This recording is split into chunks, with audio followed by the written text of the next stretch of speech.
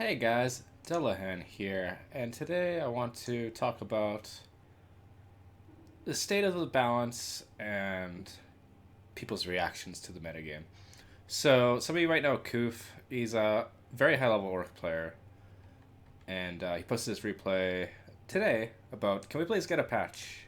Here is Orc getting on 2 base without damage, trading generators, wiping 5 squads of Dire Avengers within 3 seconds, accurately predicting unit comp and countering, and still losing. This build is broken.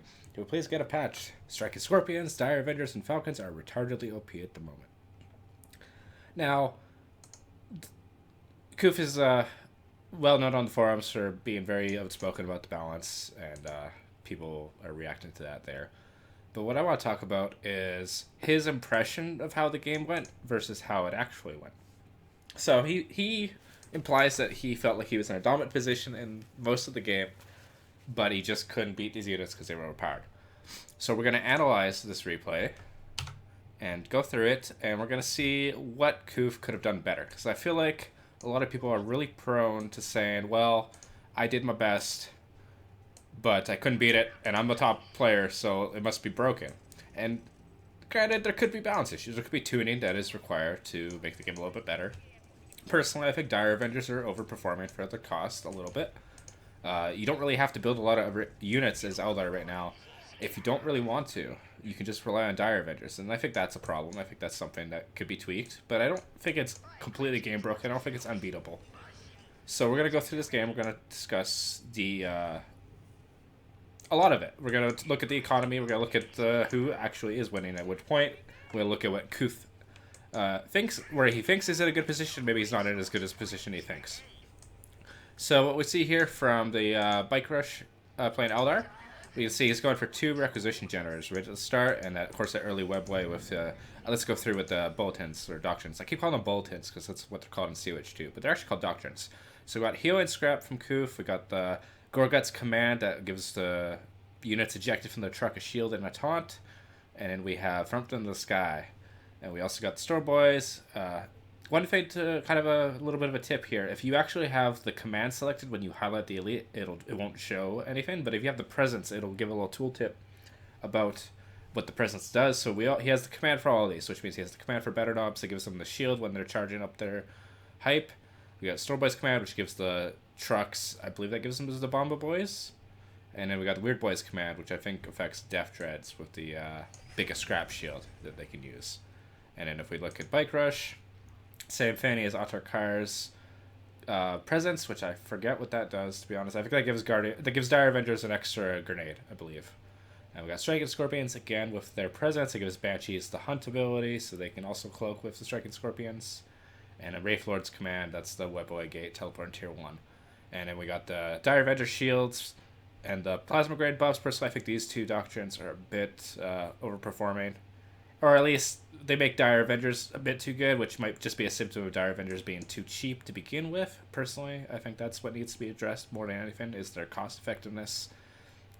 But I do think they are a bit too survivable as well with these shields. But anyway, it's not about that. So that's the state. Oh, he also has this is one's important, the focus shield on the Falcon that can temporarily absorb shots.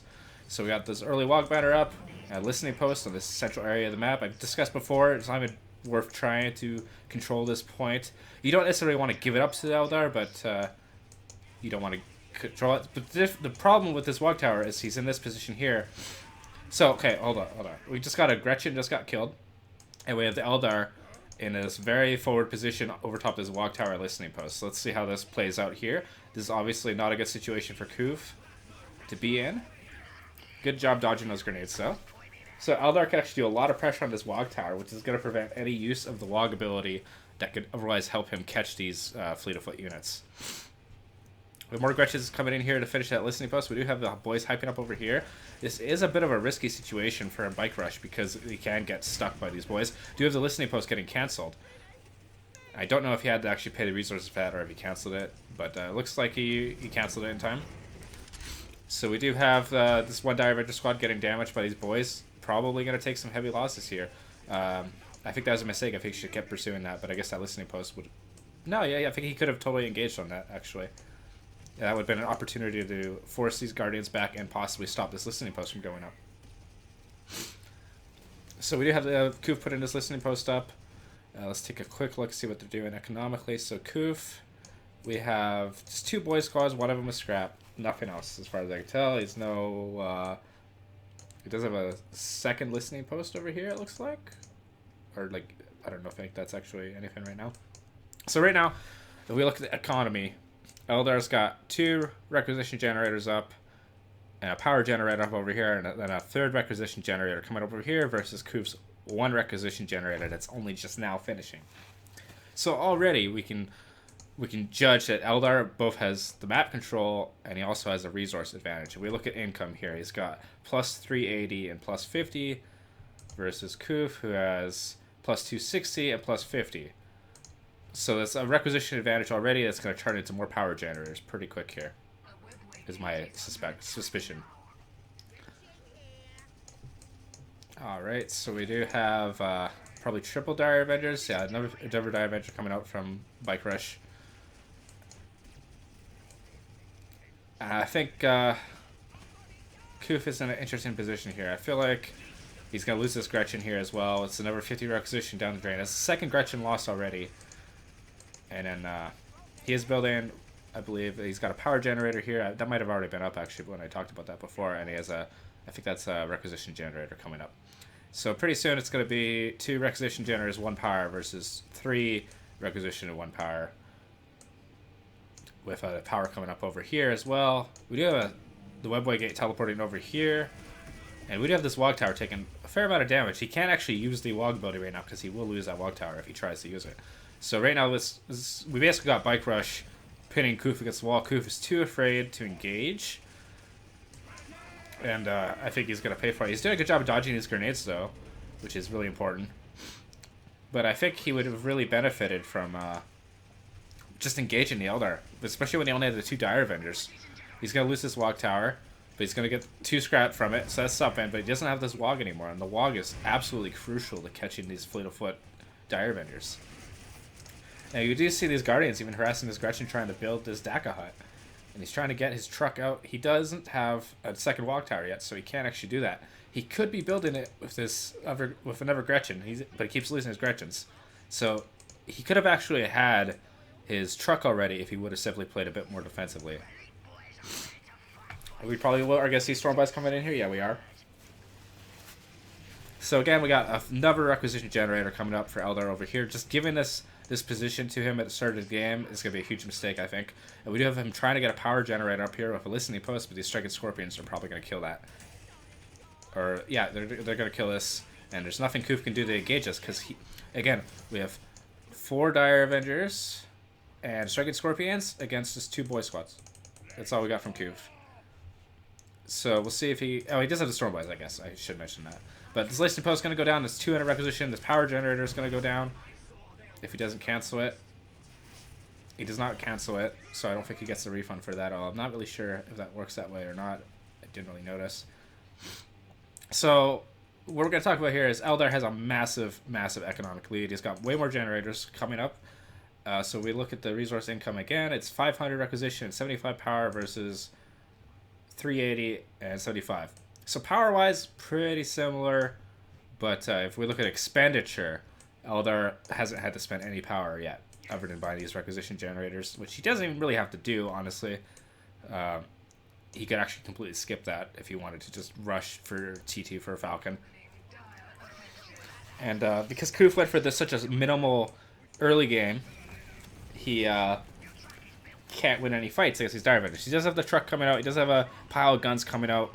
And I think what he needs to do here, I think he needs to use the Wog ability and really use this truck. He is going for this shield generator, but these Striking Scorpions are going to kill this shield generator just as quickly. So while trading is probably the wise scenario here, I don't know if it's actually going to be a worthwhile trade. I don't know if he's actually going to be able to trade this here. He might be able to nuke all these boys. These boys are blobbing up. This is just shitty micro, honestly. He's just attack moving, and it works because Dire Avengers are broken. Well, not broken. I shouldn't say that. They're just overperforming. So it's hard to punish them when they got all the doctrines, but we're going to see this shield generator go down. But we're going to see Striking Scorpions just come down here. They could even just come kill the production structure. Like, basically, what we have here is we have these two trucks with the eject Storm Boys and the Suicide Bombers. Suicide Bombers might be able to do a heavy damage to these Dire Avengers. But what did he trade here? He lost. He traded some requisition on some boys. And again, he only has one Gretchen, so he lost another Gretchen already. He keeps losing his Gretchens. And Eldar now has this point with power generator list post coming up. He's got this point. He's got this point. He's got this point. He's got a massive economic lead at 5 minutes in. And he also destroyed one shield generator. They traded shield generators, but I think that still works in Eldar's favor because otherwise he's already in an advantageous position. And we could definitely see him go for Autarch Kyre a bit earlier. No one's going for the elite point generator as well, which I think is something that would actually really benefit Koof. Because he does kind of have central control here, but it might be a bit tricky to get that up. These what you call them, Striking Scorpions getting engaged. Probably going to still get away. But we'll see. He does have him stun locked. And the Storm Boy's pretty low. He needs to take him back to base to heal him up. But we do see Bikerush going in here. He's harassing the Orc base. I think he just killed a Wog Tower again and killed the last Gretchen. I don't know if he got refunded for that Wog Tower. He probably did. 3 trucks. So he's just going 3 trucks to spam the Suicide Boys. So again, I'm going to pause for a second. We're going to go back and see what Koof says he's getting on 2 base without damage. Without damage. Trading generators. Well, as so far, we haven't seen that. Maybe that's going to happen a little bit later. But so far, Eldar has a massive economic lead. And he took a lot of damage. He lost a Walk Tower. He lost a bajillion Gretchens. And he lost a shield generator. And Eldar has tons of money. Tons of money. Can we go over how much money Eldar has again? Plus 490 and plus 122. 122 power. He actually, honestly, if he was macroing properly, he could have teched up a long time ago. Oh, he's teching up right now. So by the time he techs up, he's going to have enough money to build a, what the fuck is it called? A vehicle thingy. Where's the bone center? It is called a sky portal. He's got a sky portal up almost instantly. And so far, Koof doesn't have anything to deal with that. He doesn't have tank busters. He's not using his money as he is right now to really do anything. He's just spamming the Storm Boys to try to pop the Webway Gate. He does pop the Webway Gate. Oh, he loses a truck in the process to something. I'm not actually sure what killed the truck. Probably the grenades. I didn't realize it did that much damage. Again, another shield generator going down. So, and we do have the Storm Boys probably going to die here too now. Yeah, Storm Boys going to go down. So again, Koof implied that he was in a relatively neutral, if not advantageous position in the early game. Or at least he implies that he was doing well. He's lost 2 shield generators in 7 minutes without defending them at all. He lost the Storm Boy. And he lost most of the map while Eldar's economizing. Eldar's going to build a sky portal right now. And honestly, I think this is... He's not even building units out of his thing. He's built the Gretchens finally. He's building another Walk Tower, but that's going to get stopped too here. But he's striking Scorpions. Actually, he might get it up with these chain stuns, but I think the striking Scorpions could totally just nuke these Gretchens, and then even if they die, that'd be worth it. Yeah, they're going to go for the Walk Tower. They're going to stop this Walk Tower from finishing. Has to cancel that Walk Tower. And he's floating 1,000 requisition. This could be units. This could be more boys. Just let him put more pressure on the Eldar player's economy. He's just blobbing these Dire Avengers. He has enough trucks now that he can honestly just take them in a fight. He does have the Weird Boy coming out, and that's really going to punish this Dire Avenger lazy-ass micro from Bikerush. So this is probably what he's talking about, where he's killing a bunch of Dire Avengers. This is the only setback I can foresee for Koof. He's actually got 6 Dire Avengers there, with like this lazy-ass blub. This is fucking pathetic. And we do have that Striking Scorpion going down instead of the Dire Avengers. I really hate seeing stuff like this. It's just, I put them all in one group and I attack moved in every direction, and it only works because of how cost-effective the damage is on the Dire Avengers and how cheap they are. They don't really cost that much money relative to every unit. They're only 330 requisition compared to, like, say, I don't know, 400 for tax, 350 for shooters, etc. They're really cheap. They come out of the structure. We do have tank busters finally come out. So he does realize he's about to get a falcon in the ass. But he doesn't realize that tank busters alone are not really going to do it unless he can really pull off some cool stuns. And he could totally do that. He's got enough boys. He can stun the falcon. He can hit with tank busters. It does go down pretty quick to tank busters. So he does have... He's still in a position to totally do fine here. But we do have the falcon coming up behind him. And the tank busters are out of position over here. He's not using WOG at all, which is a mistake. We do have the Dire Avengers pushing in. So again, Falcon's probably going to mop up this entire force here. Oh, maybe not. Maybe not. He's gonna actually get away. Let's take a look at the economy again. He said he was trading generators. He did kind of do some damage over here. But again, Eldar has plus 464, plus 116, a second Falcon on the way, and Koof has plus 300 and plus 45. So Koof has 1 resource point. And this has got destroyed too. He lost this. So yeah, he was trading generators, but Eldar has way more generators. And then these trucks probably going to die to this Falcon, honestly. And we got a second Falcon on the way. Actually, no, the Falcon's not doing that good against the truck. That's surprising. Weird Boy's going to kill all these Dire Avengers to this lazy-ass micro. These Tank Busters are going to try to scare the Falcon, but because they're so blobbed up that they take massive damage from the AoE and the Falcon. If you really want to deal with this Falcon, you have to stun it with the boys. You got to launch the boys on it, and then you got to hit the Tank Busters. That's like really your main option. But Koof isn't in a unwinnable position. We do have Autarch Kyre hitting the field, and that's gonna really fuck up this army. He's just gonna push W and Q and probably kill everything because he has no stuns right now. Oh no, he didn't really do it right. Okay, that's not really the wombo combo I was looking for. But you know, it's the thought that counts, I guess. He is using the slow here to wipe out this truck. And the second Falcon coming in, and this is a good game for Koof. Now, I don't mean to admonish Koof too much, because he is a good player, but nothing about this game went well for him. I think his build was timid and ineffective, ultimately. The Eldar player economized way better. He didn't do any real economic damage to the Eldar, except for this 1 point here. And he took tons of damage for very little gain. So I don't think this is a good showcase of why the game needs to be patched. I think it's a good showcase of why Koof needs to watch his replays. Because you can really learn. Also, apparently the Storm Boys were AFKing over here for a while. According to some people's comments, I haven't really noticed that. You probably see it in the video. You see a big icon of a mini-map. But again, big fan of Koof not using WOG at all. That's a massive buff. A massive buff. And with it, you can totally engage the Dire Avengers with your boys. And shoot us. Like, you can totally engage them. As long as you dodge those grenades, you will chase them off the map. And then you can start doing some real damage. But he was so focused on getting those trucks out, and the trucks are not going to deal with the Falcon. So I think ultimately Koof's build was bad against this Falcon strat. I think straight up, it's a bad build. You need more stronger early game, or you need the rush tech harder in a more safe position where you can't be harassed easy. In this case, Eldar dominated this entire game, and even though he wiped all those Dire Avengers with the Weird Boy, it doesn't make a difference because these Falcons are uncontested. Tank Busters do good against the Falcons, but you need to split them up so they don't get AoE'd, and then you need to use your stuns. You can use your boys. You just launch your boys at them, and they'll hit them. They'll stun them long enough for your Tank Busters to pop them. You'd also use other things. So you can use Killicans, although he doesn't really have the tech for that. So ultimately, I think that Koof he played bad in this game, but that doesn't stop him from going on forums and saying, "Oh, I thought I was winning this game. This build is broken." The build's not broken. The build is strong, and I think that has a lot to do with Striking Scorpions being a little too good against shield generators and Dire Avengers being a little too cost effective. But it's not unbeatable, by far. Completely not unbeatable, and I think this is not the strategy to beat this. And I think he just gave up so much resources to Eldar that let him get an amazing lead, and he got 2 Falcons.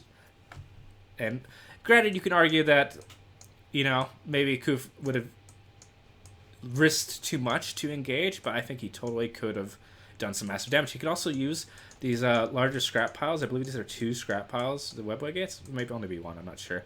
He could use those to get out early vehicles. Well, I guess you can't get early vehicles. You get a WOG tower for basically for free, though, which is something people don't realize. But anyway, that's my analysis of this replay. The main takeaway I want for everyone to hear is watch your replays and look at what you did wrong before you bitch about balance. Because you didn't play perfectly, even if you played really well. And I don't think in this case Koof played very well. Maybe what I think he should take away from this game is he shouldn't give up this point for free. And he, at the very least, don't let him build up on it.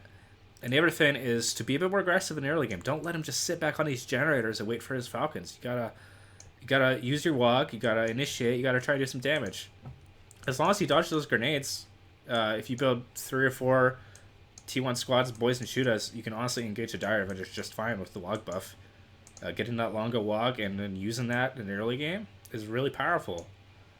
Anyway, that's my analysis. Thanks for watching. Bye.